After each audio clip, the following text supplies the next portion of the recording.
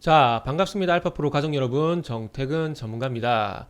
자, 오늘은 시황부터 좀 하도록 할게요. 오늘 장 초반에 시장의 변동성이 좀 크다 보니까 아무래도 걱정을 좀 많이 하셨을 것 같은데, 제가 아시다시피 아시는 분들은 제가 뭐 매일경제라든지 그리고 뭐 이데일리, 뭐 머니투데이, 뭐 한국기자 이런 데 방송 출연을 하다 보니까 일단 아침 방송을 하고 왔습니다. 아침에 장중에 지금 1.82% 코스피는 1.82% 정도 하락을 했었네요. 그리고 코스닥 코스닥 같은 경우는 1.9%. 시장이 지금 3일 동안 하락을 하다 보니까 많이 걱정되시죠. 근데 걱정하지 마세요. 뭐 때문에 빠지는지 알면은 겁낼 필요가 전혀 없습니다. 그리고 뭘 봐야 되는지 그것만 알면 걱정 안 하셔도 돼요. 제가 5월 4일날 시향 방송을 했었잖아요. 그래서 그때 당시에 제가 뭘 보라고 말씀드렸죠? 혹시 기억나세요? 아마 기억 안 나실걸요? 그러니까 지금 시장 빠지니까 겁이 나지. 그런데 그 전에 보시면은 지금 코스피가 뭐 0.3% 낙폭 다 줄였어요. 그 소위 말하는 3,100포인트 부근에서 뭐 소위 말하는 쌍바닥? 현재 쌍바닥 만들 것 같은 그런 분위기거든요. 그래서 일단은 크게 제가 봤을 때는 걱정을 안 해도 될 것 같습니다. 지금 보세요. 요렇게 지금 쌍바닥을 만들려고 하고 있죠. 여기서 반등이 나와버리게 되면 쌍바닥 나올 것 같고요. 그리고 코스닥도 마찬가지입니다. 코스닥도 지금 조금 판단하기 이르긴 하지만 자 1차 하락 나오고 5월 4일 이후에 바닥 잡고 다시 반등 주고 다시 하락을 하고 다시 여기서 소위 말 이중바닥이죠. W 이중바닥을 만들려고 하고 있는데 저는 좀 개인적으로 걱정을 좀 안 했으면 좋겠는 게 첫 번째는요. 그러니까 시장이 하락을 할 때 정말 대책 없이 빠질 때가 있어요. 대책 없이. 그게 언제였죠? 언제였죠? 지금 혹시 이게 여러분들이 계시면은 제가 마주보고 한번 말씀을 한번 드려보고 싶어요. 지금 방송이라서 제가 저 혼자 떠들다 보니까 제가 답은 들을 수가 없는데 자 2020년 3월 달에 뭐 있었죠? 코로나 때문에 코스피 지수가 2030포 아니다 2030포인트래. 그 1490포인트까지 빠졌 1450포인트까지 빠졌어요. 1450포인트까지 1450포인트까지 빠졌었는데 1439포인트까지 빠졌네요. 이렇게 빠졌었는데 이때는 진짜 정말 대책 없이 빠졌어요. 대책 없이 빠졌습니다. 그런데 우리가 한 가지 그 염두에 두셔야 될 건 뭐냐면은 지금도 시장의 변동성이 커지면서 빠져요. 그런데 제가 봤을 때는 지금 시장이 그렇게 대책 없이 빠지지는 않아요. 왠지 아세요? 삼성전자 중심으로 해서 대형주의 매도가 나오다 보니까 시장의 변동성이 커 보일 뿐이지 이 껍데기를 까보고 속을 보게 되면 종목들은 그렇게 나쁘지가 않습니다. 오늘 장 초반에 시장 1.8% 빠짐에도 불구하고 하나생명 같은 것들은 도리어 신고가예요. 신고가. 에이씨 왜 안 돼? 신고가입니다. 자 하나생명 볼게요. 오씨 뭐야? 이건 또 15% 급등하네요. 제가 하나생명 소개시켜 드린 거 기억나시죠? 하나생명. 자 보시면 하나생명이 제가 며칠 날 말씀드렸더라? 미래 차트 체계야. 은행지 금리. 자 보세요. 여기 보시면은 5일 전에요. 5일 전에 자 보세요. 5월 7일 날 제가 하나생명 말씀드렸어요. 하나생명. 자 요날 제가 하나생명을 여기 보이죠? 썸네일 보이죠? 여기 하나생명. 제가 요날 하나생명 말씀드렸거든요. 금리 상승 은행지만 보면 될까 하면서 말씀드렸거든요. 보세요. 하나생명 신고가가 오늘 급등해 버리죠. 근데 제가 이거 뭐 급등한 것도 자랑해야 되겠지만 그것보다는 자 보세요. 이런 날에도 신고가는 종목이 있다라는 겁니다. 그리고 기업은행 볼게요. 기업은행 4% 하락 출발하고 상승 뒤집어 버렸죠. 그리고 HMM 요건 좀 빠졌으면 조정이 나왔으면 좋겠는데 살차리를 안 줘. 보세요. 요것도 급등 나오죠. 제가 이걸 왜 보여드리냐면은 시장이 하락을 함에도 불구하고 움직이는 종목들이 있어요. 그리고 지금 뭐지 그 상품의 슈퍼 사이클 얘기하고 있잖아요. 상품 슈퍼 사이클 얘기를 하고 있는데 거기도 보시면은 지금 오늘 생명보험 손해보험 상승하고 있고 그리고 오늘은 아니더라도 최근에 그 중성 철강사들 많이 움직인 거 기억나시죠? 중성 철강사들. 저도 하이패스를 말씀드렸었는데 최근까지 보시면은 대창이라든지 그리고 빠진 것도 아니에요. 보시면 차트 보시면 빠진 것도 아니에요. 그리고 포스코 보세요. 지금 빠진 것도 아니죠. 추세 지금 오늘 살짝 이탈하려고 하다가 안 빠져요. 그리고 좀 보내기는 지금 대우건설, 아이고 대우건설, 그리고 현대건설 종목들이 안 빠지죠. 그죠? 안 빠지죠. 이 정도면 잘 버티는 거예요. 자, 이거 제가 왜 보여드냐면은 시장이 대책 없이 빠지는 건 아니에요. 시장이 대책 없이 빠지는 게 아니기 때문에 시장을 겁내지 말라라는 겁니다. 삼성전자 중심의 대형주들이 하락이 나오다 보니까 정말 짜증이 날 뿐인데, 뜯어보면 종목들은 갑니다. 종목들은 가기 때문에 제가 볼 땐 시장을 겁낼 필요가 없다라는 거예요. 종목만 잘 선택을 하게 되면은 그렇게 그 겁낼 시장이 아니라는 거죠. 그렇기 때문에 제가 시장 긍정적으로 말씀을 드리고, 제가 방송 초반에 계속 물어봤잖아요. 제가 5월 4일날 뭘 보라고 말씀드렸는지 계속 물어봤잖아요. 자, 보세요. 지금 어제 같은 5월 4일 같은 5월 10일 같은 경우도 지금 보시면은 외국인이 2조 팔았고요. 그리고 기관이 1조 3천억 팔았습니다. 그리고 어제 같은 경우에도 지금 보시면은 외국인이 2조 7천억 팔았어요. 그러니까 지금 요 파는 것들을 보게 되면 뭘 자꾸 파느냐면은, 자, 이것도 좀 보도록 할게요. 뭘 자꾸 파냐면, 자, 5월 11일부터 5월 12일 부터 보시면은, 자, 지금 4조 7천억 팔게 되면서 IT에서 3조 2천억 팔았어요. 삼성전자하고 하이닉스만 주구장창 팔았습니다. 그러니까 대형주를 팔면 당연히 시장이 빠지겠죠. 그죠? 삼성전자 파니까 시장 빠지는 거예요. 왜요? 왜? 삼성전자 시가총액이 크잖아요. 그죠? 그런데 종목들은 그렇게 분위기가 나쁘지 않다는 겁니다. 그러면은 시장의 중심은 수급이 아니라 소위 말하는 종목들, 투자 심리일 가능성이 높다는 겁니다. 제가 5월 4일날 뭐 보라고 말씀드렸죠? 아마 기억 못 하실 거예요. 이렇게 모르시면 안 된다는 겁니다. 안 된다는 거예요. 자, 보세요. 지금 화면을 보시면은, 자, 화면을 보시면 제가 말씀드렸던 거, 여기를 보시면 이게 보일지 모르겠는데, 이게 따로 나오는 지표가 없어가지고, 지금 저는 예전에 그 KB증권, 이전에 현대증권 HTS를 쓰고 있거든요. 쓰고 있는데, 보시면은, 여기 보시면 지금 코스닥 기준으로 봤을 때 하락 종목수가 857종목. 제가 5월 4일날 하락 종목수가 그때 방송하면서 1100종목 넘어가고 있다고 말씀드렸고, 차라리 1200종목 넘어갔으면 좋겠다라고 말씀드렸어요. 그리고 난 뒤에 어떻게 됐어요? 코스피 바닥 잡았잖아요. 그죠? 코스피 바닥 잡았어요. 자, 그리고 보세요. 오늘 장중에 장초반에요. 하락 종목수가 코스닥이 1300종목이 넘어갔어요.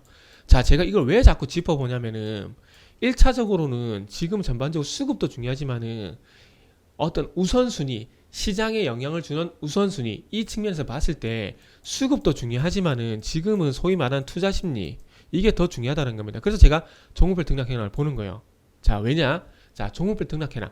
하락 종목수가 많다라는 건, 매도를 많이 한다라는 거죠. 그러면 시장에 매도 심리가 오히려 보인다라는 겁니다. 이해되세요? 하락 종목수가 많다라는 것은 종목들을 매수보다 매도를 많이 한다라는 거예요. 매도를. 자, 잘 보세요. 시장이든 종목이든 누가 결국은 사야 올라가고요. 누군가 팔아야 빠집니다. 제 말 동의하세요? 자, 근데 잘 보세요. 장초반에 하락 종목수가 1300 종목이었고요. 제가 오늘 이데일리 개정 방송을 하고 와서 이걸 정확하게 합니다. 상승 종목수가 86 종목이었어요. 86 종목. 자, 하락 종목수가 1300 종목이에요.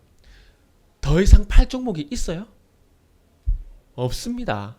더 이상 팔 종목이 없다는 얘기예요. 만약 장초반에 800 종목이었다. 그러면 앞으로 1000 종목을, 그러니까 장초반에 하락 종목수가 800 종목이라면 추가적으로 하락할 종목수가 1000 종목이 될 수도 있고 1300 종목도 될 수가 있다라는 거예요. 그런데 중요한 건 1300 종목, 장초반에 이미 1300 종목이 하락을 하고 있다. 더 이상 하락할 종목이 없다라는 거예요. 더 이상 하락할 종목이 없다라는 건 더 이상 매도가 나올 이유가 없다라는 겁니다. 자, 보세요. 지금 현재 839 종목이죠. 그러니까 낙폭과대 저가 매수가 이래서 들어오는 겁니다. 이해되세요? 자, 그래서 시장 겁내지 마세요. 제가 그래서 이 좋은 지표 말씀드렸잖아요. 이 좋은 지표. 하락 종목수, 종목별 등락해놔를 보시라고 제가 계속해서 말씀드렸잖아요. 계속해서. 자, 그래서 오늘 보시면은, 자, 그것만 기억하세요. 다른 거 다 좋아. 그런데 하락 종목수가 극에 달하게 되면, 저는 개인적으로 제가 팁 하나 드릴게요. 개인적으로 하락 종목수가 1200 종목이 넘어가잖아요. 이 하락 종목수가 1200 종목이 넘어가게 되면은 요 현상이 나타나고 하루에서 길어야 한 3일 정도? 한 3, 4일 정도 발생되게 되면 거의 바닥을 잡더라고요. 거의 바닥을 잡더라고요. 그래서 요거 잘 기억하세요. 요거 잘 기억하시고, 그리고 만약에 시장을 보시다가 겁나잖아요. 그러면 이거 유튜브 동영상 다시 보세요. 다시 보시고요. 이게 사람이 경험을 안 해보고요. 모르다 보니까 겁날 수 있습니다. 겁날 수 있어요. 자, 이게 적절한 예인지 모르겠지만 부산을 갈라 그래요. 광주를 갈라 그래요. 뭐 타고 가면 제일 빠릅니까? 비행기 타거나 아니면 SRT 타면 제일 빠르죠. 그죠? 그런데 자, 부산은 부산 가본 사람한테 물어보면 되고요. 그리고 광주는 광주 가본 사람한테 뭘 타야 빨리 가는지 물어보면 되는 겁니다. 물어보면 돼요. 그러면은 부산 어떻게 가야 되지? 광주 어떻게 가야 되지? 라는 이 갑갑한 두려움이 생길까요? 안 생기겠죠. 시장도 마찬가지입니다. 증시도 마찬가지예요. 무조건 겁만 내지 마시고 뭘 봐야 되는지, 과거에는 어땠는지 그걸 보면 끝이 납니다. 끝이 나요. 자, 그러면은 뭘 봐야 되는지 대한 부분을 말씀드렸어요. 뭘 봐야 되는지. 자, 종목별 등락현황을 좀 보시라고 말씀드렸죠. 제가 5월 4일날, 자 보세요. 5월 4일날 요 날입니다. 보세요. 5월 4일날 지금 저가 마이너스 0.5% 결국 종가 0.6% 상승으로 마감이 됐습니다. 그죠? 상승으로 마감이 됐어요. 제가 요날 자 1100종목이 하락 종목서 1100종목이 넘어가게 되면서 한 하루에서 이틀 정도면 바닥을 잡겠다고 말씀드렸죠. 그리고 난데 시장 반등 나왔죠. 그죠? 요거는 제가 오후에 MTN이라는 방송 가서 똑같이 말씀드렸어요. 똑같이 말씀드렸습니다. 그동안은 장중에 잘 버티다가 장 후반에 무너지는 모습이 나왔는데 오늘은 장 초반에 무너지다가 장 후반에는 올라가는 모습이 나왔습니다.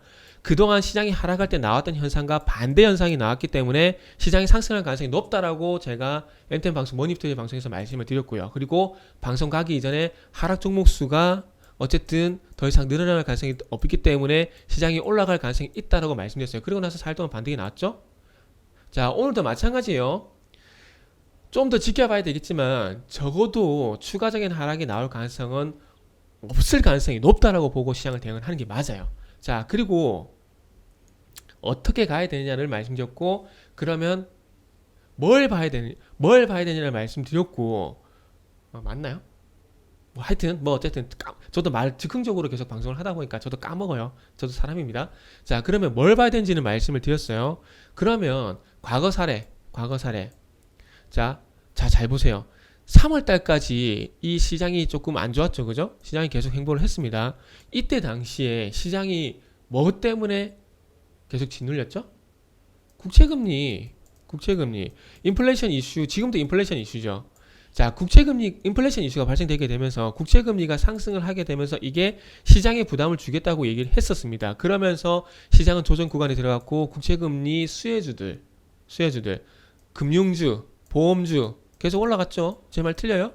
한번 찾아보세요. 이때 당시 1월달, 2월달, 3월달 시황뉴스 보세요. 다 국채금리 얘기하게 되면서 미국의 국채금리가 10%가량 국채금리 10년물, 그러니까 저도 흥분하니까 말이 끊기네요.